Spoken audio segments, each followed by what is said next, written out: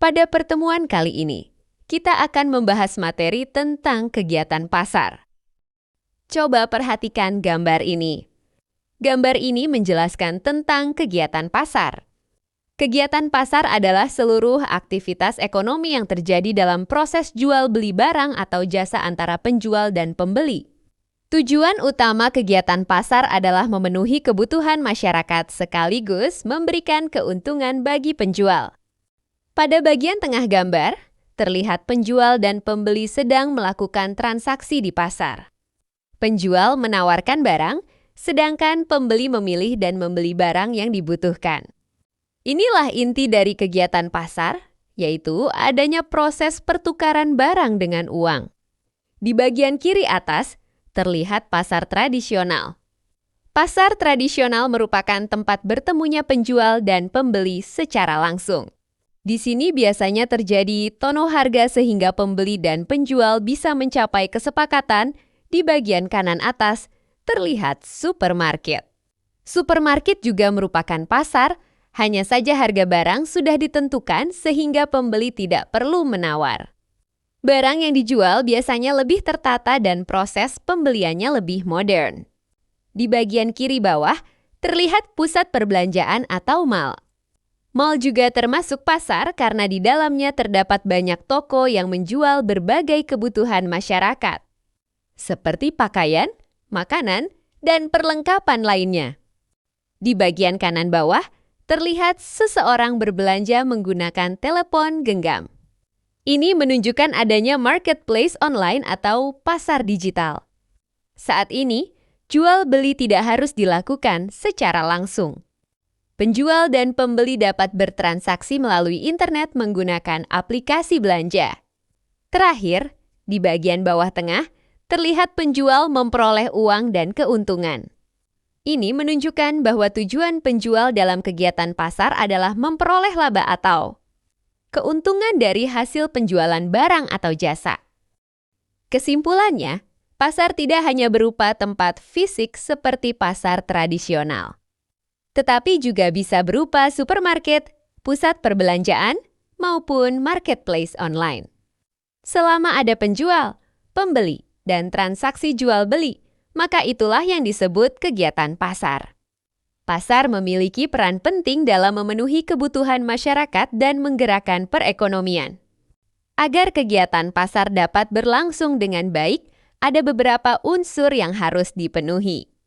Pertama adalah penjual, yaitu pihak yang menawarkan atau menjual barang maupun jasa kepada pembeli dengan tujuan memperoleh keuntungan. Tanpa penjual, tidak akan ada barang yang bisa dibeli. Kedua adalah pembeli, yaitu orang yang membeli barang atau jasa untuk memenuhi kebutuhan atau keinginannya. Misalnya, membeli sayur untuk dimasak atau membeli pakaian untuk dipakai. Ketiga adalah barang atau jasa. Barang merupakan benda yang dapat dilihat dan digunakan, seperti sayuran, buah-buahan, pakaian, dan sepatu. Sedangkan jasa adalah layanan yang diberikan kepada orang lain. Misalnya jasa transportasi Pongbet atau servis kendaraan. Keempat adalah harga, yaitu nilai atau sejumlah uang yang harus dibayar oleh pembeli untuk mendapatkan barang atau jasa. Harga dapat berubah karena dipengaruhi oleh permintaan dan penawaran. Jika permintaan tinggi dan barang sedikit, harga biasanya naik.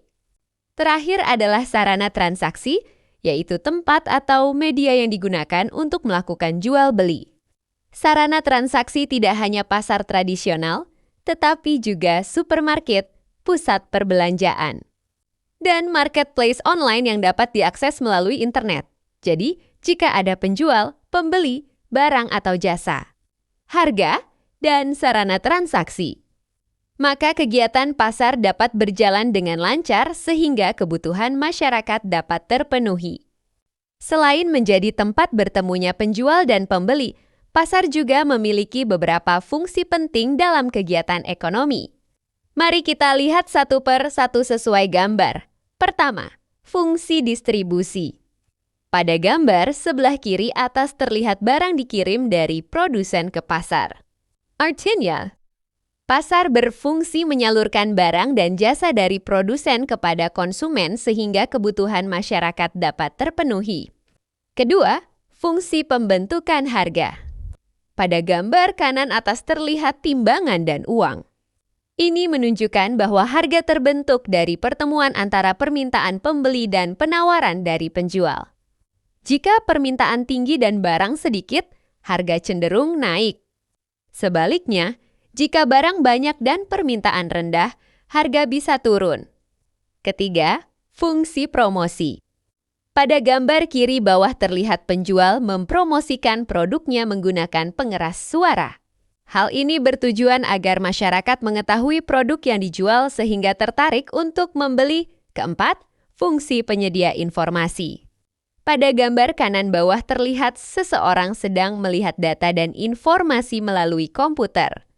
Pasar memberikan informasi tentang harga, kualitas, jumlah barang yang tersedia, serta kebutuhan atau tren yang sedang diminati masyarakat. Kelima, fungsi peningkatan pendapatan. Pada gambar bagian bawah terlihat pedagang memperoleh keuntungan dari hasil penjualan. Hal ini menunjukkan bahwa pasar memberikan kesempatan kepada masyarakat untuk memperoleh penghasilan dan meningkatkan kesejahteraan melalui kegiatan perdagangan. Jadi, dapat disimpulkan bahwa pasar tidak hanya menjadi tempat jual beli, tetapi juga berfungsi sebagai tempat distribusi barang, pembentukan harga, promosi produk, penyedia informasi, dan sumber pendapatan bagi masyarakat. Kegiatan pasar tidak selalu ramai setiap saat. Ada beberapa faktor yang memengaruhi kegiatan pasar. Mari kita perhatikan gambar ini. Pertama, permintaan. Semakin banyak orang yang ingin membeli suatu barang, maka kegiatan jual beli di pasar akan semakin ramai. Kedua, penawaran. Jika penjual menyediakan lebih banyak barang, maka peluang terjadinya transaksi juga semakin besar.